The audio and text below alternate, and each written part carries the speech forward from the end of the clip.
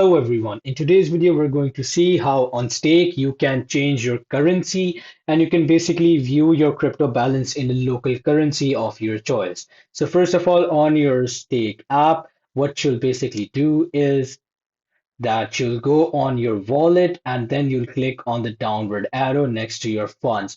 So right here, you will see the wallet option and this arrow. You'll press on the arrow. From there, you'll see a drop down and you will click on wallet settings at the very bottom. This is wallet settings. You'll press on that.